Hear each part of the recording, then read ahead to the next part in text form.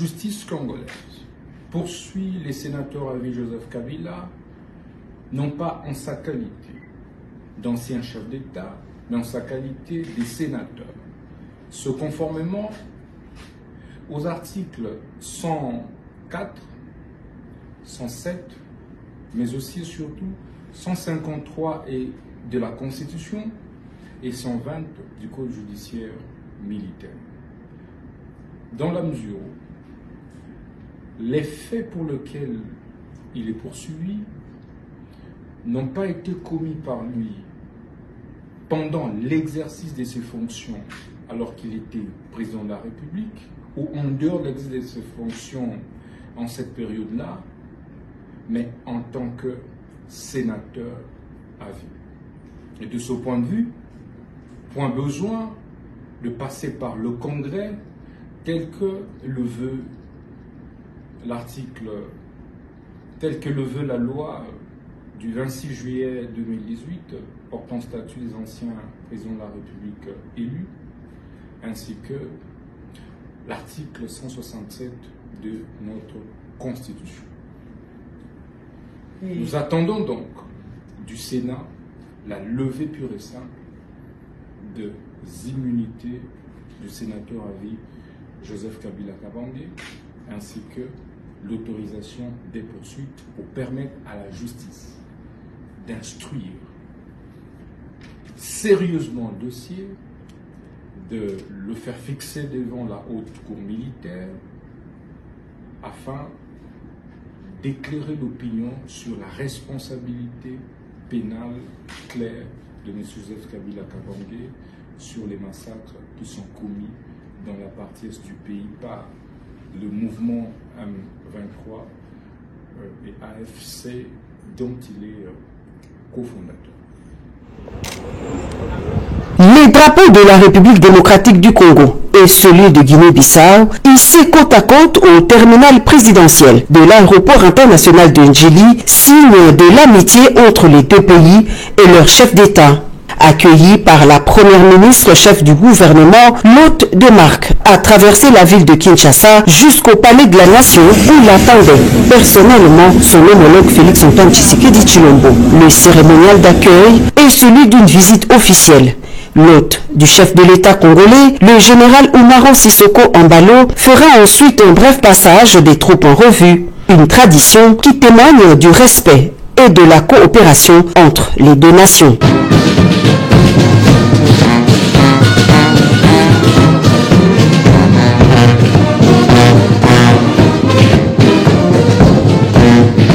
Le deuxième temps fort de se dérouler, c'est le tête-à-tête à huis clos entre les deux chefs d'État.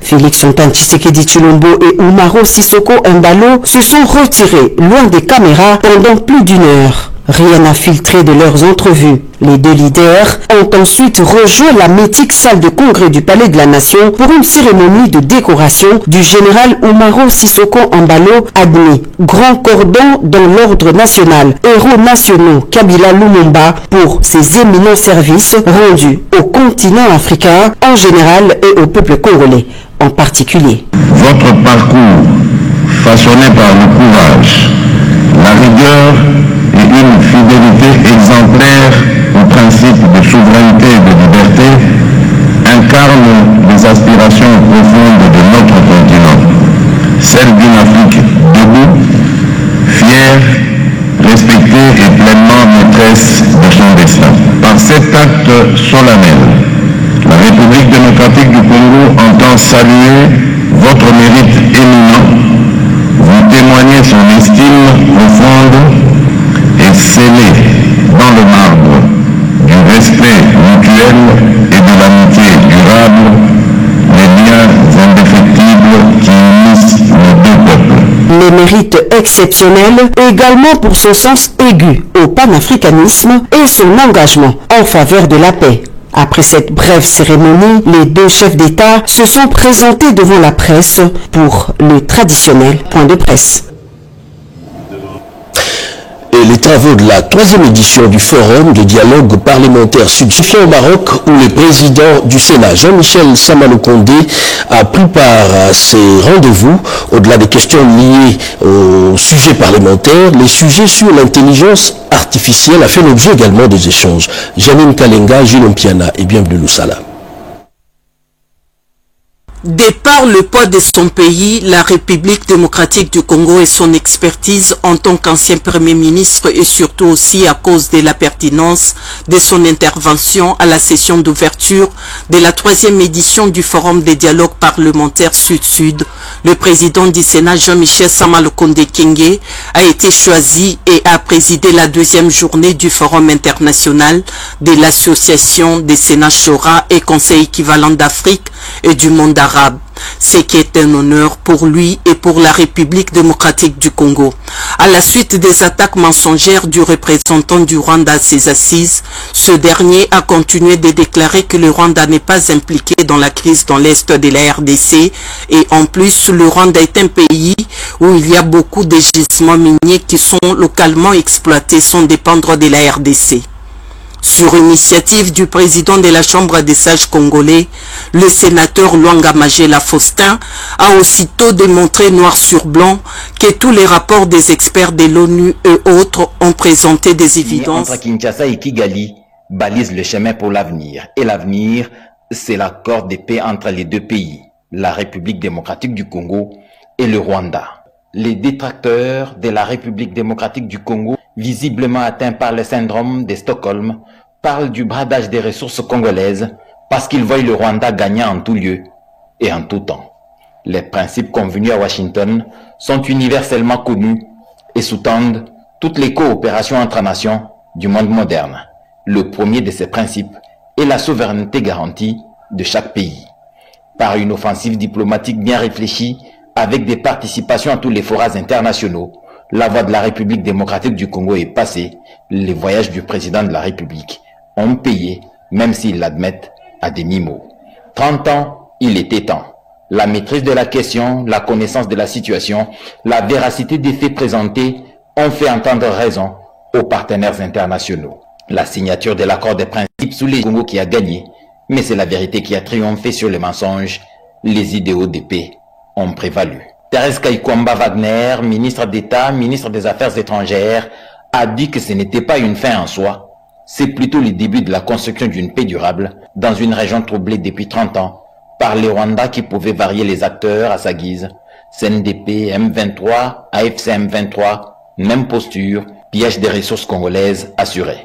Il faut un environnement propice au deal minière DC et USAI proposé par le président de la République, Félix Antoine Tshisekedi. Le Rwanda, poings et pieds liés, n'a d'autre choix que de s'aligner. Les États-Unis d'Amérique, les Qatar, sont les acteurs majeurs dans la recherche de la paix en RDC, occupée dans sa partie est par des troupes rwandaises.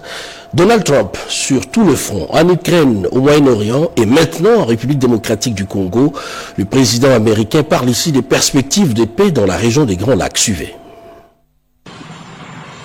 O presidente acaba de chegar. Ok. Mr. President. Monsieur le Président, premièrement, joyeux anniversaire à votre épouse et la première dame. Monsieur le Président, vous venez de partager à travers les réseaux sociaux une actualité brillante en Afrique. Est-ce que vous pouvez nous en dire plus? Les deux pays venaient de signer et de l'accord à venir pour le retour de la paix. Nous espérons que cela va se matérialiser bientôt.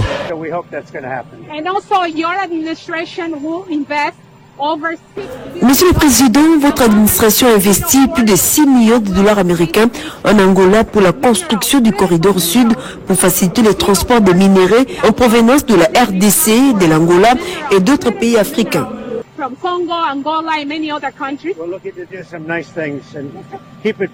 C'est une bonne chose, vous le savez, mais tout ce que nous faisons, c'est pour préserver la paix.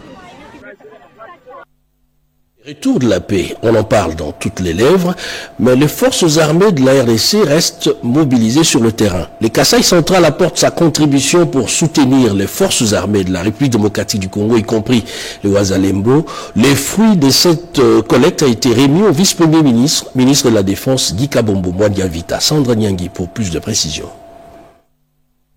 Le Kasaï central, par le truchement du comité de récolte de fonds pour les FRDC, a mis la main à la pâte et a remis une enveloppe consistante au vice-premier ministre, ministre de la Défense nationale Guy Kabombo Mwadiavita pour l'effort de guerre. La ministre provinciale des Affaires humanitaires et sociales Marie-Isabelle Bampende, à la tête d'une forte délégation, a présenté au VPM Guy Kabombo Mwadiavita une coquette somme de 14 716 $ américains et de 20 millions de francs congolais, résultat de la première phase de la collecte de fonds dans le Kasaï central en faveur des hommes en uniforme qui sont engagés au front. L'opération continue parce que l'arrêté qui nous a institué nous avait donné pratiquement 3 mois pour travailler pour ce collecte de fonds. Et lorsque nous avons eu ce premier acompte, nous sommes venus. La joie est que le ministre de Défense a accueilli avec joie ce geste. Reconnaissant pour ce geste salutaire au profit des FARDC, Maître Guy Kabombo Mwadiavita a remercié la représentation du Kasaï central pour cet élan de solidarité qui témoigne leur attachement et leur soutien à l'armée régulière de FARDC et au groupe d'autodéfense Ouazalendo qui combattent jour et nuit pour défendre l'intégrité territoriale. Pour Neftali Kambala, vice-présidente de cette commission provinciale, cette collecte est une première d'une longue chaîne dans la mobilisation et soutien au FRDC tel que sollicité par le commandant suprême, le chef de l'État, Félix Antoine Tshisekedi Tshilombo, dans le cadre